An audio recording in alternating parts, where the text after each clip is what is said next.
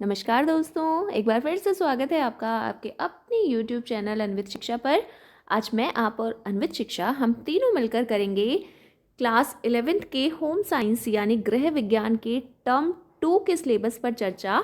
आपका टर्म 1 हो चुका है, जैसा कि आप जानते ही हैं। अब टर्म 2 की बारी है। अब नए सिरे से दोबारा से नई तैयारी को नया अंजाम देने की बारी है। तो चलिए टर्म 2 के सिलेबस पर चर्चा करते हैं। आपके लिए सिलेबस जानना इसलिए ज़रूरी है दोस्तों, क्योंकि अगर आपको यही नहीं पता होगा कि हमें क्या पढ़ना है और कितना पढ़ना है, किस तरह से पढ़ना है, तो आपकी तैयारी कभी पूरी नहीं हो सकती। तो सबसे पहले नई शुरुआत के लिए, क्योंकि टर्म 2 की नई शुरुआत होने वाली है, तो नई शुरुआत के लिए सबसे पहले हमारे पास गाइडलाइंस होनी चाहिए, हमारा सिलेबस होना चाहिए, तभी हम शुरू कर सकते हैं। तो चलिए, इसमें आपकी आ रही हैं टर्म 2 में इकाई संख्या 4 और 5, यानी कि 2 इकाइयाँ आ रही हैं, बाल्यावस्था और वयस्क अवस्था। और इसके बाद सबसे ज़रूरी चीज़ नंबरों पर डिस्कशन कर लेते हैं। आपकी जो यूनिट 4 है बाल्यावस्था, ये है 17 नंबर की, और यूनिट 5 वयस्क अवस्था ये 18 नंबर की, यानी कि टोटल हुए आपके 35 नंबर। इसके अलावा 35 नंबर की आपकी हुई थ्योरी और 15 नंबर का होगा प्रैक्टिकल।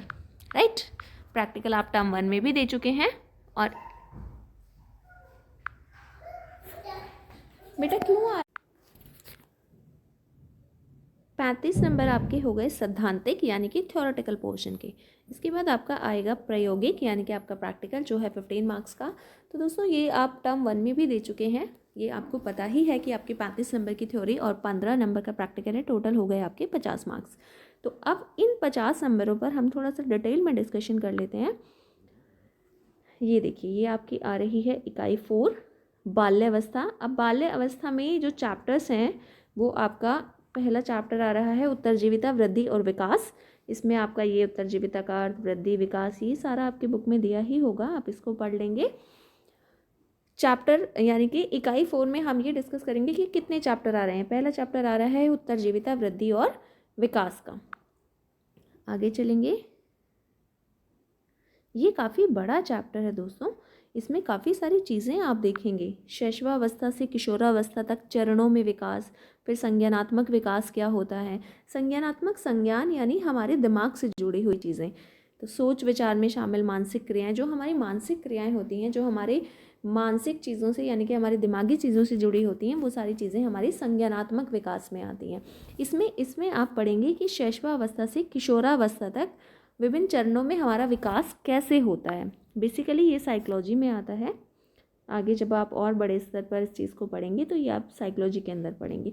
अगला चैप्टर आपका आ रहा है पोषण, स्वास्थ्य एवं स्वस्थता, यानी कि आपके चैप्टर हो गए 2, पोषण, स्वास्थ्य एवं स्वस्थता। इकाई 4 में बाल्यावस्था वाली जो आपकी इकाई है, इसमें पहला चैप्टर हो गया उत्तरजीविता, वृद्धि और विकास, और आपका जो अगला चैप्टर आ रहा है वो फिर हो गया दूसरा चैप्टर पोषण, स्वास्थ्य एवं स्वस्थता। इसी तरह आप इसमें पढ़ेंगे, इसमें आप पढ़ेंगे कि शैशव यानी कि शिशु जो होता है उसको किस तरह के पोषण की ज़रूरत होती है, किस तरह का स्वास्थ्य, माता से संबंधित और शिशु से संबंधित चीज़ें। आप आराम से देख लें इसको, मैं स्क्रीन को धीरे ही स्क्रॉल करूँगी ताकि आप आराम से देख पाएँ कि इस चैप्टर के अंदर आपको क्या क्या पढ़ना है। विद्यालय जाने वाले बच्चों का यानी कि शिशुओं का तो है ही, साथ में विद्यालय जाने वाले बच्चों का स्वास्थ्य, पोषण एवं स्वस्थता के बारे में भी आप पढ़ेंगे। चलिए, हमारा तीसरा चैप्टर इसके अंदर आ गया हमारे परिधान। परिधान यानी हमारे वस्त्र, हमारे कपड़े। इकाई 4 में आपके 3 चैप्टर हो चुके, ये आपका तीसरा चैप्टर है वस्त्रों का कार्य और उनका चयन। इसमें आप कई सारी चीज़ें पढ़ेंगे, वस्त्रों का कार्य, चयन, भारत में वस्त्रों के चयन को प्रभावित करने वाले कारक, बच्चों की वस्त्र संबंधी मूल आवश्यकताओं को समझना। इसमें आप बहुत सारी चीज़ें पढ़ेंगे। टोडलर अवस्था एक इम्पॉर्टेंट टर्म मुझे दिख रहा है, टोडलर अवस्था। ये क्वेश्चन अक्सर बच्चों आता है, मैंने इस प्रश्न को आते हुए देखा है कि टोडलर अवस्था कितने से कितने वर्ष की आयु में मानी जाती है, या कितने वर्ष के बच्चे की किस वर्ष की आयु को हम टोडलर अवस्था में गिनते हैं। तो ये आपकी होती है 1 से 2 वर्ष की आयु। आपका एक प्रश्न यहीं तैयार हो रहा है। तो ये थी आपकी इकाई 4 जिसमें आपके आ रहे थे 3 चैप्टर। अब आपकी आगे आ गई है इकाई 5। इकाई 5 वयस्कावस्था। जो इकाई 4 थी बाल्यावस्था, उसमें 3 चैप्टर थे। अब इकाई 5 आ गई वयस्कावस्था। इसमें देखिए हमारे कितने चैप्टर आ रहे हैं। पहला चैप्टर तो यही है, स्वास्थ्य और स्वास्थ्य कल्याण। इसमें आप पढ़ेंगे हेल्थ के बारे में।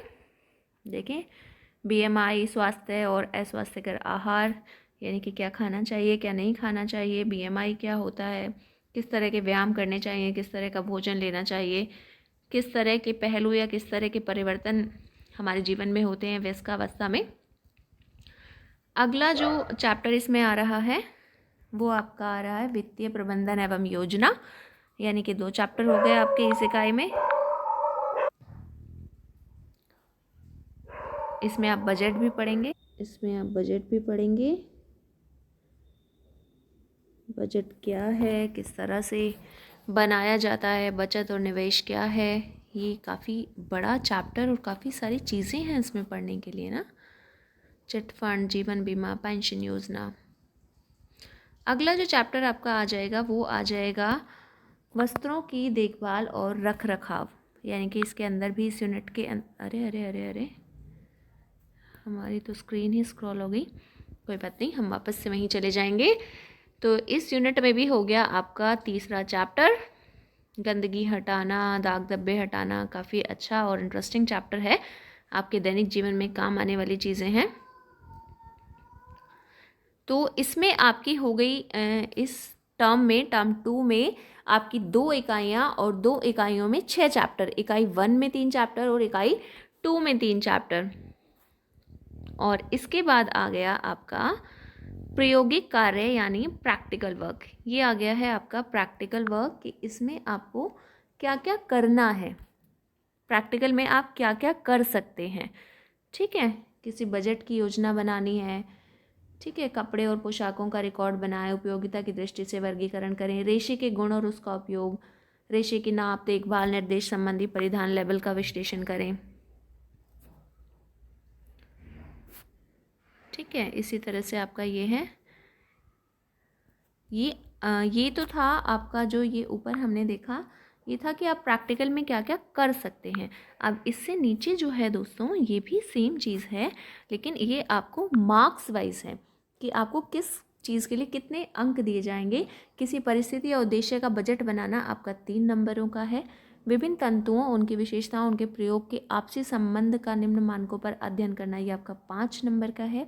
फाइल आपकी 5 अंकों की है और मौखिक यानी वाइवा जो आपकी टीचर आपका लेगी वो आपका 2 नंबर का है।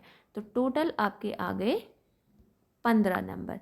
जैसा कि हमने स्टार्टिंग में ही देखा था कि आपका जो थ्योरी है वो 35 नंबर की है और जो प्रैक्टिकल है वो 15 नंबर का है। कुल 50 अंकों का आपका टर्म 2 है।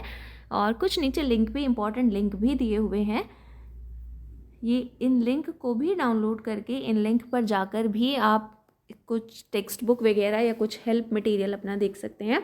तो दोस्तों ये था आपका होम साइंस यानी गृह विज्ञान का टर्म 2 का सिलेबस। तो आशा करती हूँ कि इस सिलेबस से, इस वीडियो से आपको अपने सिलेबस को समझने में हेल्प मिलेगी। दोस्तों अगर आपको ये वीडियो अपने लिए हेल्पफुल लगे, आपको लगे कि इस वीडियो ने आपको थोड़ी सी भी हेल्प की है आपके सिलेबस को समझने में, तो आप वीडियो को लाइक ज़रूर करें, अपने दोस्तों के साथ, साथियों के साथ, क्लासमेट्स के साथ ज़रूर शेयर करें। और साथ ही अगर आपने अभी तक अन्वित शिक्षा को सब्सक्राइब नहीं किया है तो आप चैनल को सब्सक्राइब ज़रूर करें, आपके अपने चैनल को सब्सक्राइब ज़रूर करें, ताकि इसी तरह से आपके दूसरे सब्जेक्ट के लिए भी updates, study material, question papers, answer keys, syllabus आपको मिलता रहे। तो सब्सक्राइब ज़रूर करें, लाइक ज़रूर करें और हमसे जुड़े रहें। Thank you.